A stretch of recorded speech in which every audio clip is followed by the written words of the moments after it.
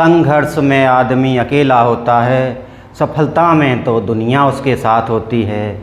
जब जब जग किसी पर हंसा है, जब जब जग किसी पर हंसा है, तब तब उसी ने इतिहास रचा है, तब तब उसी ने इतिहास रचा है। कैसे हैं मेरे प्यारे बच्चों? ईश्वर की कृपा से आप सभी अच्छे होंगे।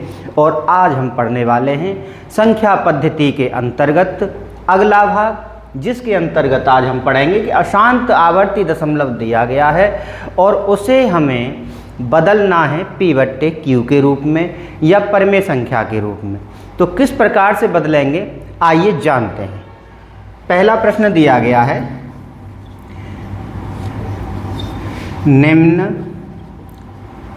अशांत, ठीक है, शांत दशमलव को तो हम पहले वाले भाग में पढ़ चुके हैं, अब अशांत पढ़ेंगे ना। निम्न अशांत, और अशांत में भी कैसा रहेगा, आवर्ती। निम्न अशांत आवर्ती दशमलव को P/Q के रूप में बदलिए, P/Q के रूप में बदलिए या परिमेय संख्या के रूप में या भिन्न के रूप में बदलिए। ठीक है, पहला जो पार्ट हमारे लिए दिया गया है, ठीक है, वो दिया गया है 0.3 पर बार, 0.3 पर क्या दिया गया है, बार दिया गया है। तो इसका मतलब क्या हुआ, अगर हम इसे x के बराबर मान लेते हैं तो इसका मतलब हुआ कि 0.333333333 ये इसी प्रकार अनंत तक चल रहा है। ये दशमलव प्रसार हमारा रुक नहीं रहा है। ठीक है, एक अंक की आवृत्ति हो रही है। इस चीज़ को आप विशेष ध्यान रखेंगे कि कितने अंक की आवृत्ति हो रही है। हो सकता है 1 अंक की आवृत्ति हो रही हो सकता है 2 अंक की आवृत्ति हो रही हो सकता है 3 अंक की आवृत्ति हो रही हो। 3 से ज़्यादा नहीं पूछा जाता है। तो 1 के लिए या 2 के लिए, 3 के लिए मेथड वही है, बस थोड़ा सा चेंज होता है, उस पर आप थोड़ा सा ध्यान देंगे तो आपका कोई भी क्वेश्चन नहीं छूटेगा। अगर 1 अंक की पुनरावृत्ति हो रही है तो 10 का गुणा करेंगे, 10 का गुणा दोनों ओर करने पर, तो इधर से कितना आ जाएगा, 10x आ जाएगा। अब यहाँ से क्या होगा, 1 अंक आगे चला जाएगा दशमलव, 10 का गुणा करने पर। तो ये 0.3 था तो 3.33333 और इसी प्रकार से ये समीकरण नंबर 2 हो जाता है। आगे क्या करना होता है हमें, समीकरण 2 से सेम पैटर्न चलेगा, है ना। समीकरण 2 से समीकरण 1 घटाने पर घटा दीजिए 10x बाई जो बराबर की इधर साइड है, उसमें से 10x में से 1x जाएगा, कितना बच जाएगा, 9x बच जाएगा। अब बात करते हैं हमारी इसकी। ठीक है, तो जो हमारा दूसरा समीकरण है उसमें क्या दिया गया, 3.33333 और ये अनंत तक ऐसे ही है। और पहले वाले में क्या दिया गया है, देख लो, 0.33। तो दशमलव वाली संख्याओं को जब हम घटाते हैं तो दशमलव के नीचे दशमलव लिखा जाता है, ये तो आप जानते ही हैं। तो ये 3 तो ये जितने 3 आ रहे हैं, 3 में से 3 तो 0 ही तो बचेगा। तो 3 दशमलव क्या बचा, 0 बचा, या कहें सिर्फ 3 बचा। ठीक है, तो x बराबर 3/9 आ गया और 3 एकम 3, 3 तिया 9, क्या आ गया, 1/3। यानी कि अगर हम 3 का भाग 1 में देते हैं तो हमारा जो दशमलव प्रसार है जो हमारे सामने दिया गया है वो हमारा निकल करके आ जाता है। ठीक है, 1 अंक की पुनरावृत्ति हो रही थी, इसलिए हमने जो गुणा किया था वो किसका किया था, 10 का गुणा किया था। ठीक है, अगर 2 अंक की पुनरावृत्ति होगी तो हम गुणा किसका करेंगे, 100 का करेंगे।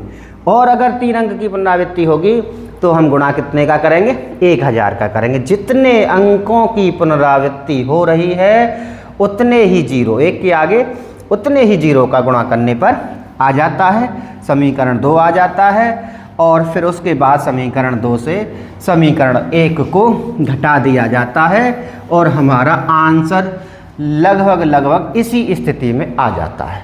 ठीक है, अगला देखिए 0.35 दूसरा भाग दिया गया है और इस पर क्या दिया गया, बार दिया गया। अगर बार नहीं देता तो वो शांत माना जाता, तो उसकी प्रक्रिया अलग होती है, जैसा कि हम पहले वाले वीडियो में पढ़ चुके हैं। यहाँ से हमने ये x के बराबर माना 35 3 5 3 5 3 5 3 5 3 5 3 5 समीकरण नंबर 1 किसका गुणा होगा बताइए? 2 अंक की पुनरावृत्ति हो रही है, 100 का गुणा करने, बहुत सरल है ये। 100 का गुणा करने पर, अब 100 का गुणा करेंगे तो 100x आ जाएगा। इधर 2 अंक दशमलव आगे चला जाएगा 100 का गुणा करने पर। भाई एक समीकरण में किया, समीकरण की बाईं तरफ किया तो इधर आ गया, दूसरी साइड में करेंगे तो इस तरह आ जाएगा ना। ये लेफ्ट हैंड साइड होती है, ये राइट हैंड साइड होती है। ठीक है, तो 100x आ जाएगा। इधर से 35.35 और इसी प्रकार से समीकरण नंबर 2। इसके बाद की प्रक्रिया समीकरण 2 से समीकरण 1 घटाने पर, समीकरण 2 से समीकरण 1 घटाने पर 100x में से 1x जाएगा तो 99x बराबर कितना आ जाएगा? 35 आ जाएगा। तो x बराबर कितना आ गया? 35/99 आ जाएगा। ठीक है, और यही हमारा रिप्रेजेंटेशन हो जाता है किसमें? P/Q के रूप में। ठीक है, समझ में आ गया? एक क्वेश्चन चलो यहाँ पर कर लेते हैं। x बराबर दिया गया है 0.535 पे बार दिया गया है। तो सबसे पहले x बराबर मानेंगे तो 535 और ऐसे ही समीकरण नंबर 1 हो गया। अब क्या करेंगे? 3 अंक की पुनरावृत्ति हो रही है तो 1 के आगे 3 जीरो, इसका मतलब हुआ 1000 का गुणा दोनों तरफ करने पर। 1000 का गुणा दोनों तरफ करने पर, तो इधर करेंगे तो ये कितना आ जाएगा? 1000x आ जाएगा। और इधर कितना करेंगे तो 535 और इसी प्रकार ये समीकरण नंबर 2 आ गया। अब क्या करेंगे? समीकरण 2 से समीकरण 1 घटाने पर, और घटाने पर करेंगे तो 999x। ठीक है, 999x बराबर 535 ही बचेगा। तो x बराबर 535 बट्टे क्या आ जाएगा? 999 आ जाएगा। 5 और 5 10 और 3 13, यानी कि 3 का भाग नहीं जाएगा। इसमें किसका जा सकता है? 3 का जा सकता है, 9 का जा सकता है, और इन दोनों में ही ऊपर वाली संख्या में न 3 का जाएगा न 9 का जाएगा, इसलिए यहीं पर हमारा क्या हो जाता है? उत्तर हो जाता है।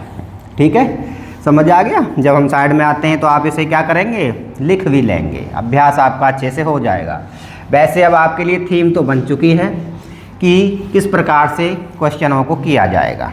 ठीक है, और बहुत ही सरल प्रक्रिया के द्वारा हम इन क्वेश्चनों को हल करने की कोशिश कर रहे हैं। ठीक है, आगे देखते हैं। दिया गया है x बराबर 1.27 पे बार।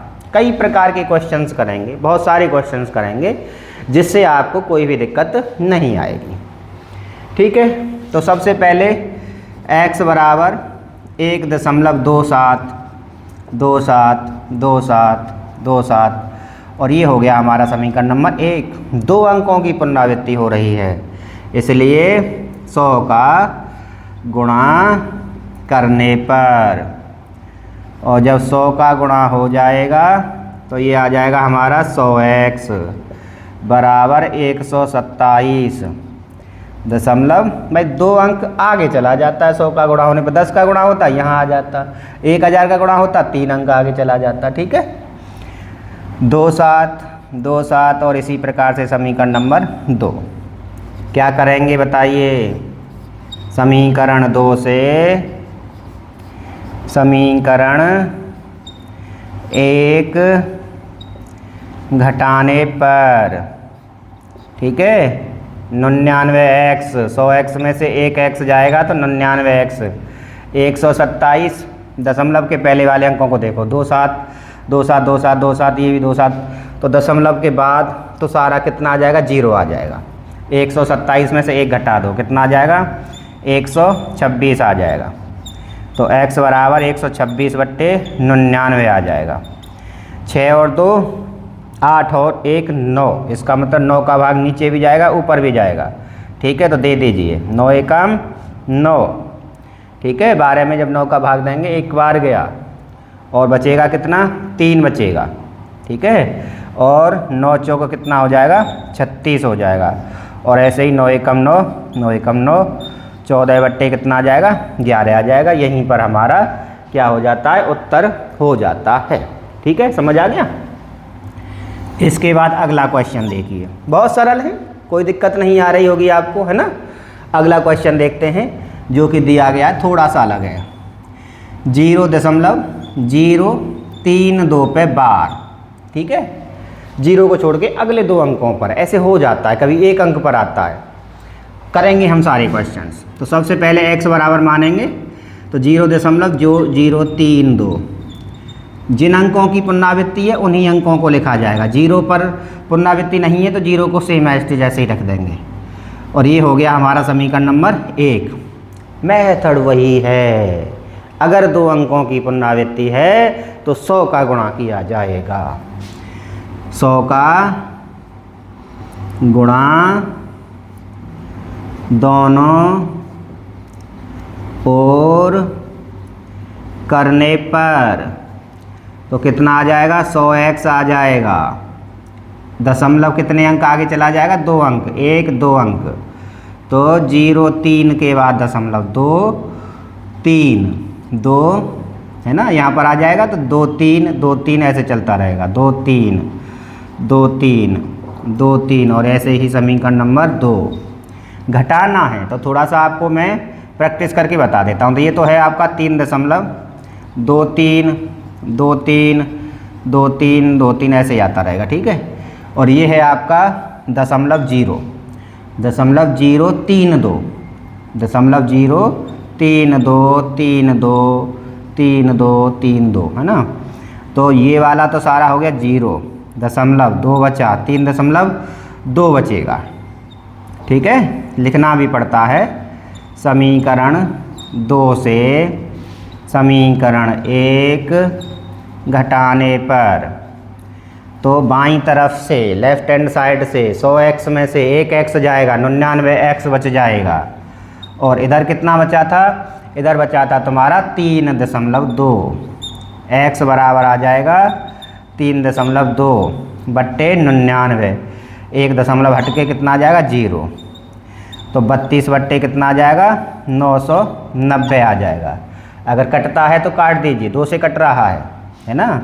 तो 2 एकम 2, 2 6 12, 2 चकु 8, 9 में देंगे, 2 चकु 8, 1 इधर चला जाएगा, 2 नाम 18, 1 और 2 पंजे 10, ठीक है। और 16 बट्टे कितना आ गया, 495 आपका आ चुका है, ठीक है।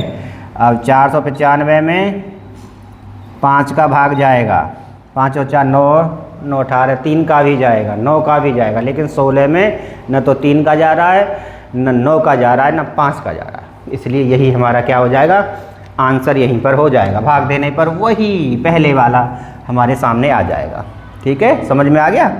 अगला क्वेश्चन करते हैं,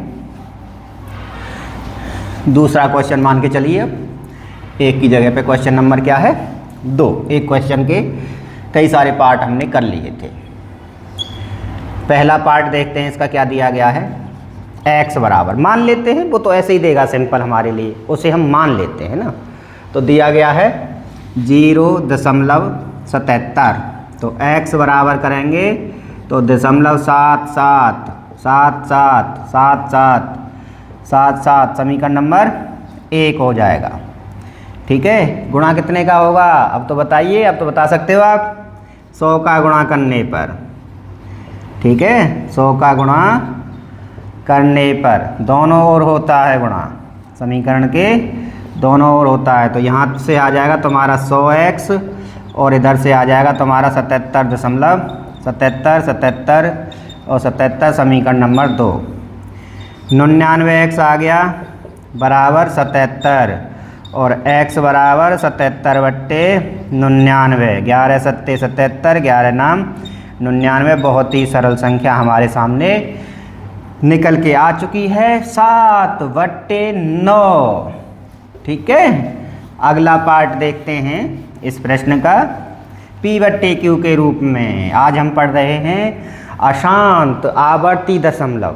अशांत आवर्ती दशमलव जो बार बार रिपीट होता है उसको किसके रूप में लिखना? P/Q के रूप में, भिन्न के रूप में बदलना। ठीक है, x बराबर 3.33 और ऐसे ही समीकरण नंबर 1 बहुत सरल है। गुणा किसका होगा? 100 का गुणा करने पर। अब स्टेप्स को आप थोड़ा सा खुद भी लिखने की कोशिश करना। तो ये आ जाएगा 100x और 2 अंक आगे गया तो कितना आ जाएगा? 333.3333 समीकरण नंबर 2।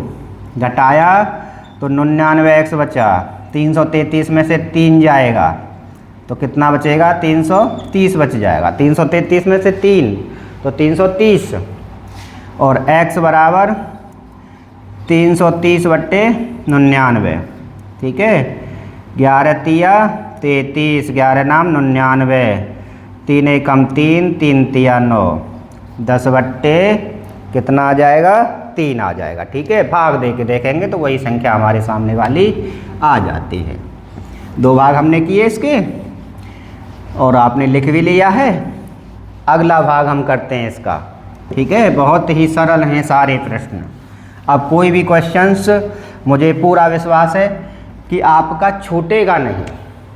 x बराबर 0.27 समीकरण नंबर 1। गुणा तो 100 का ही होगा। 100x बराबर 27.27 और समीकरण नंबर 2। घटा देंगे तो 99x आ जाएगा, इधर सिर्फ 27 बच जाएगा तो x बराबर आ जाएगा 27/99। 9 तिया 27 और 9 एकम 9, 3/11 आ गया समझ में? कोई दिक्कत नहीं हो रही है ना? एक क्वेश्चन और करते हैं। x बराबर 0.4 और 7 पे बार दिया गया है तो इसका मतलब हुआ 0.47।